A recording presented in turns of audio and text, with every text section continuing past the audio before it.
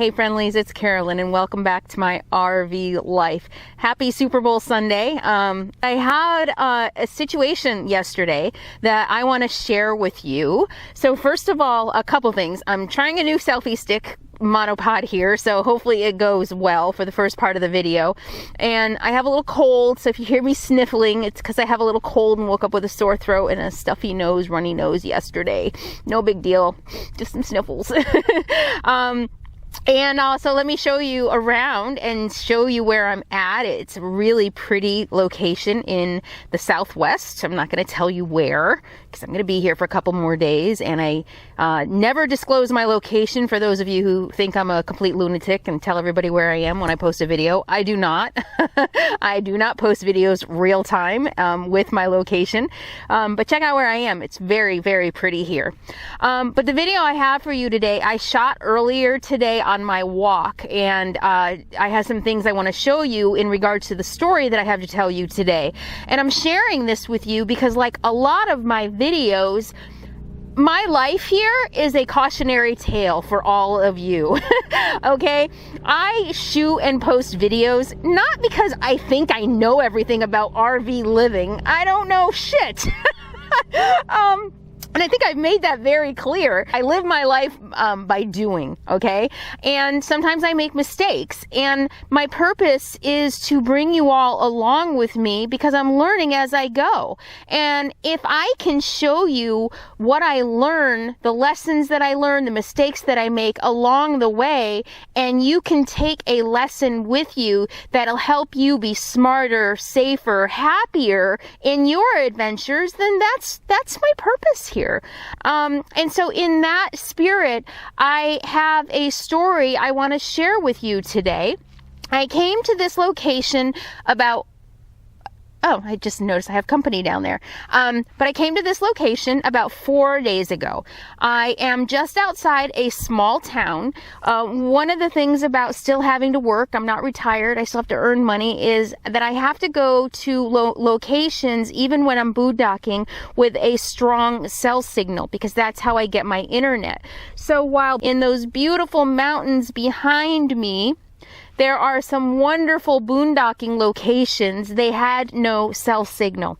And so I had to come to the location that I'm at, which is just a few miles outside of a small town. Now, the closer I am to town, I recognize that there is a greater risk of town people, which generally tend to be party people. And I got here on Wednesday, so I knew perfectly well. I don't know if I'll let you see. There is a town behind me.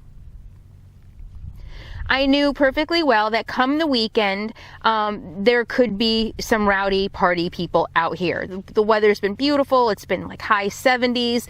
And just being so close to town, that's just a risk that you have to take. So I knew that was going to happen. And sure enough, it did happen. Yesterday, I'm going to swing around again and show you behind me. If you can see the tree, you can see the road. This is the road I came in on. And if you look way down, maybe 100 feet, you see that tree down there?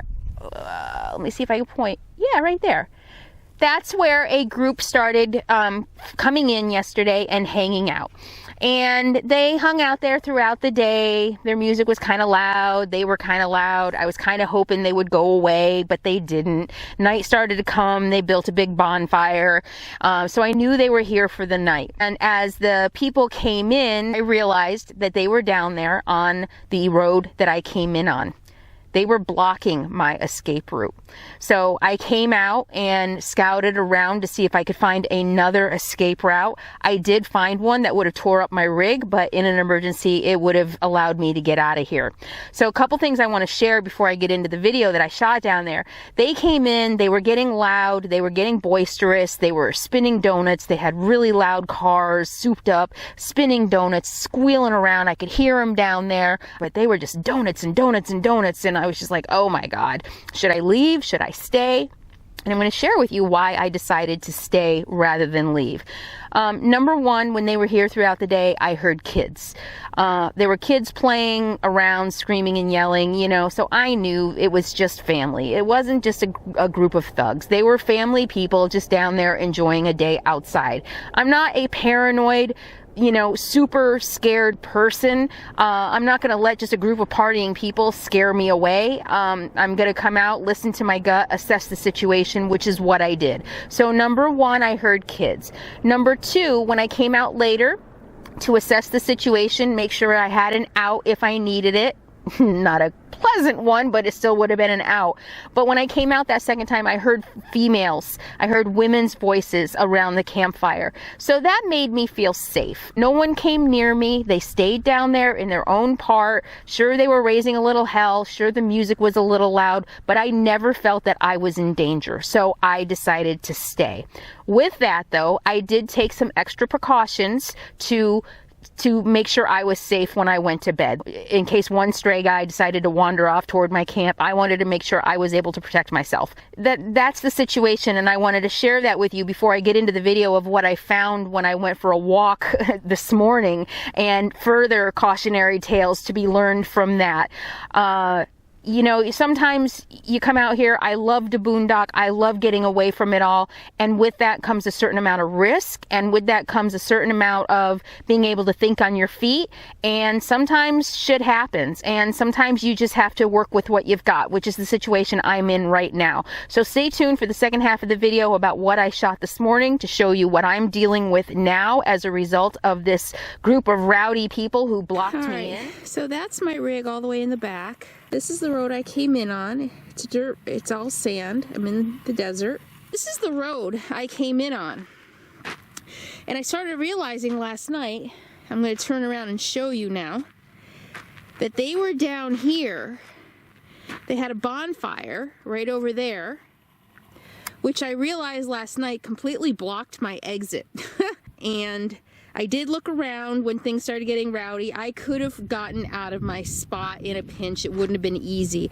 But I want to show you what happened. This is the road I'm supposed to drive out on. Look what they did. They completely tore it up. They were down here in their loud hot rod cars, spinning donuts all night long. And look at this. They tore up the sand. They completely tore up the sand. I can't drive through this. Look at this. Look at how deep this is. It's all, the road that I came in on is completely torn up. And this isn't even the worst of it. Up here, and not to mention the garbage they left behind. I mean, just tons of garbage. Actually, it could be a lot worse. I've seen a lot worse.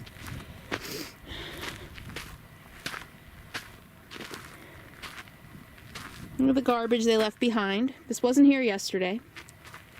Disgusting. Absolutely disgusting. Look at this. This is my road that I'm supposed to drive out on.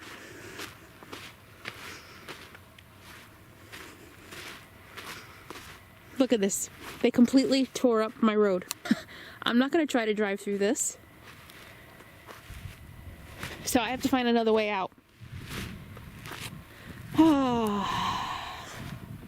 I mean, look at how soft this is.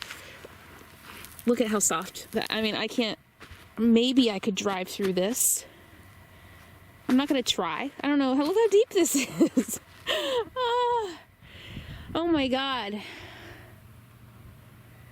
I mean, this is a giant, I don't know, 100 feet by 50 feet. Total sand mush. I don't know what you would call it. It was all nice and solid when I drove in, but they completely freaking tore it up. I'm disgusted. I mean, you know, they come out here, they leave their garbage, they tear up the desert, and they don't even have any consideration for anybody else around them, and now I need to find another way out because I can't get through this. I mean, it's not a big deal. I do see, it's going to be tough, but I do see other ways out. I can probably go up here. Yeah, actually I see it. Yeah, I see an out. But Jesus Christ, people, this is disgusting.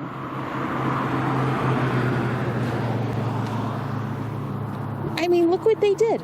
I'm just so disgusted right now. Right? life on the road. Just, you know, I mean, I don't know what lesson I have. I hope from you this. can learn from this. If I can share the mistakes I make, or even just sometimes just the lessons I learn, I don't even necessarily know that I made a mistake here. I just got myself into a situation, but who knew? You can't plan for everything that's going to happen out here. You can't plan for every single thing that's going to happen in life, period. Sometimes stuff just happens, and you have to think on your feet and you have to deal with it. And that's the situation I'm in right now. So I hope this helps you in some way. Thank you all for watching. I will see you soon. And as always, please be happy, be free, and be kind.